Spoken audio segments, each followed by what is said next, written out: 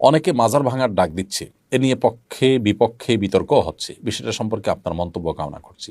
প্রশ্নকর্তা ভাইকে আমি পাল্টা প্রশ্ন রাখতে চাই, মাজার ভাঙার ডাক দিচ্ছেন কারা? বাংলাদেশে উল্লেখযোগ্য যে সমস্ত ওলামা একরাম আছেন, পরিচিত যেই কোনো ঘরানার যে কোনো চিন্তা বা মত পথের বা যে কোনো দৃষ্টিভঙ্গির আলিম হন না কেন, কোনো আলিম এই ডাক দিয়েছেন কিনা, দিলে কোথায় কখন দিয়েছে আমাকে একটু জানাবেন।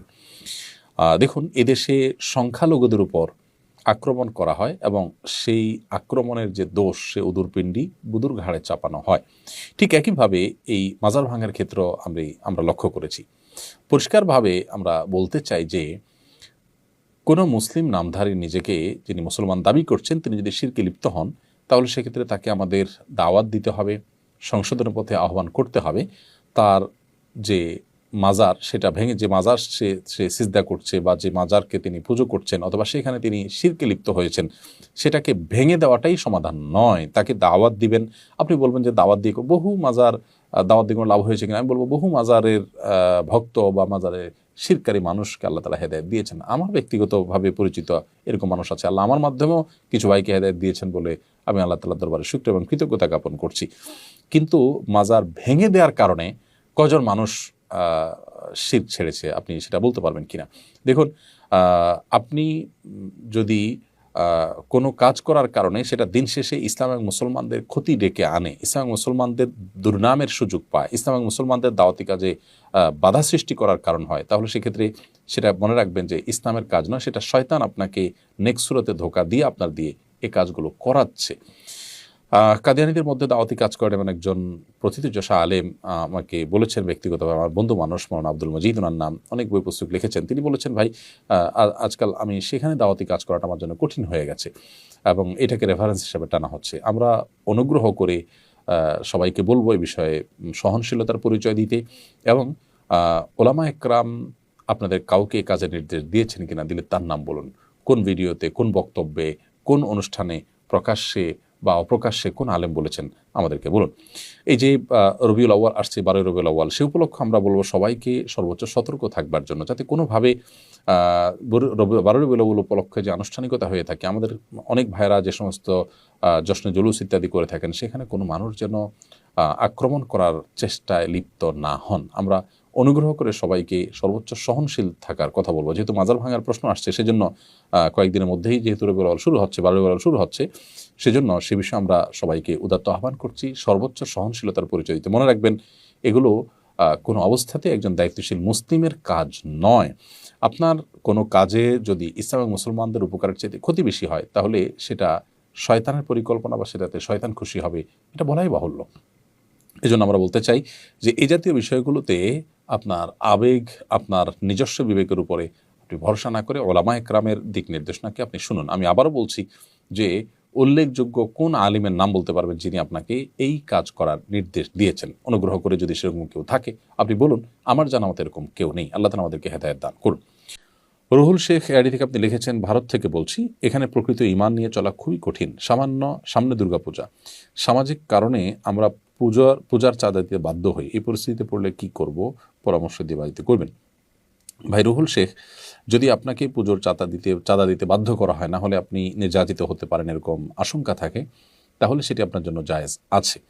আল্লাহ সুবহানাহু ওয়া তাআলা কোরআনে কারিমে পরিষ্কারভাবে বলেছেন, ইল্লা মান উকরিহা ওয়া কলবুহু মুতমাইন্নুন বিল ঈমান, যে ব্যক্তিকে বাধ্য করা হয়েছে শিরক বা কুফরি বাক্য মুখে উচ্চারণ করতে, অথচ তার ঈমান পরিপূর্ণ রয়েছে অন্তরে, তাহলে তার কথা ভিন্ন। অর্থাৎ তার জন্য এটি বলার কারণে সে মুশরিক হয়ে যাবে না।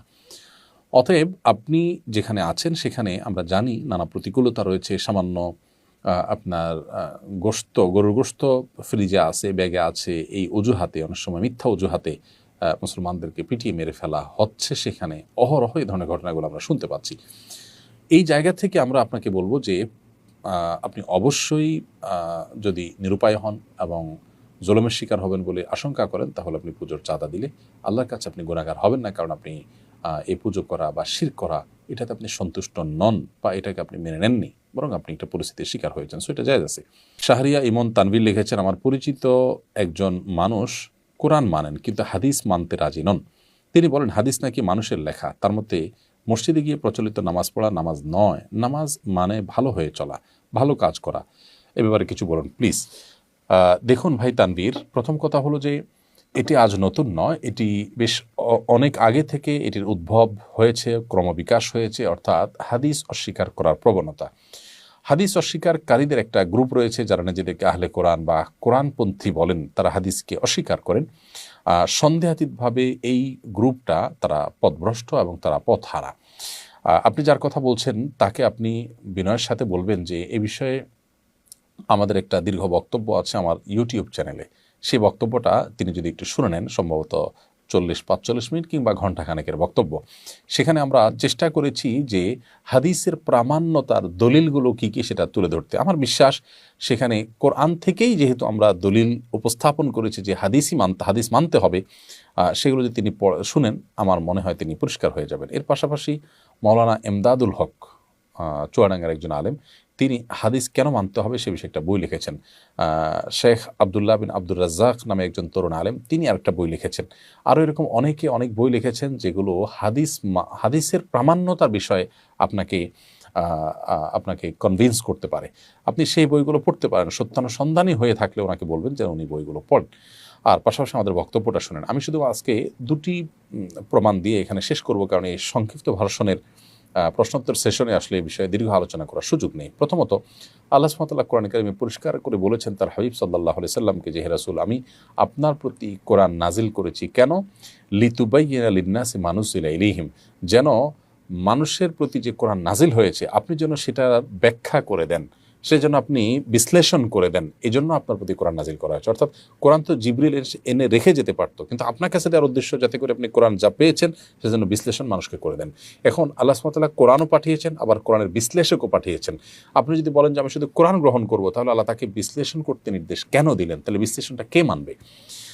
আরেকটি আয়াত হলো আল্লাহ সুবহানাহু ওয়া তাআলা বলেছেন মা ইয়ানতিকু আনিল হাওয়া ইন হুয়া ইল্লা ওয়াহয়ুন ইউহা।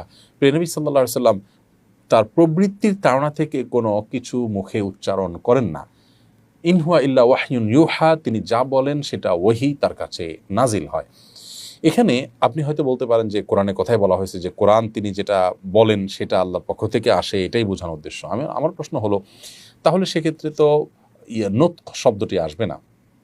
আরবি ভাষার একবারে প্রাথমিক স্তরের একজন মানুষও বলতে পারবেন নাতাকা ইয়ান্তিকু, নুতক মানে হলো মুখ দিয়ে, দুই ঠোঁট দিয়ে যা কিছু উচ্চারিত হয় সেটা কি নুতক বলা হয়, বা কথা, এটা সাধারণ কথাকেই বলা হয়।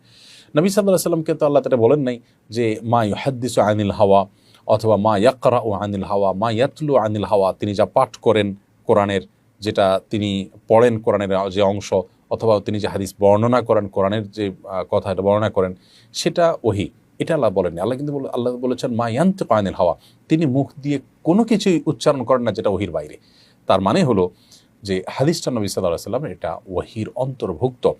যারা মনে করেন যে হাদিসের মধ্যে শুদ্ধ অশুদ্ধ আছে, এটা নিয়ে আমরা কিভাবে চলবো, আমি জানতে চাই কোরআন আপনারা কার কাছ থেকে পেয়েছেন? আপনি তো 1400 বছর আগে ছিলেন না। যে সাহাবী তাবে তাবিন হয়ে যে চেইন এবং পাইপলাইন দিয়ে কোরআন এসেছে, একই চেইন এবং পাইপলাইন দিয়ে হাদিস এসেছে। পার্থক্য এটুকু যে কোরআন এবং হাদিসের মধ্যে কোরআন সর্বযুগে এত বেশি সংখ্যক মানুষ বর্ণনা করে করে আসছে যে কোনো অংশ নিয়ে সন্দেহ করবার কোনো সুযোগ নেই, স্বতঃসিদ্ধভাবে এটি প্রমাণিত। আর হাদিসের কোনো হাদিস আছে যেগুলো বর্ণনার কোনো পর্যায়ে এসে বর্ণনাকারীদের সংখ্যা কমে গেছে, যার ফলশ্রুতিতে সেটা দুর্বল শক্তিশালী এই ক্লাসিফিকেশন সেখানে হয়েছে। সো এটা নিয়ে যদি কেউ সত্যানুসন্ধানের দৃষ্টি নিয়ে পড়াশোনা শুরু করেন এবং জানতে তিনি প্রকৃত অর্থে আগ্রহী হন, আমার মনে হয় যে এই ধোঁয়াশা তার কেটে যাবে। আল্লাহ তাকে হেদায়েত দান করুন, আমরা দোয়া করি।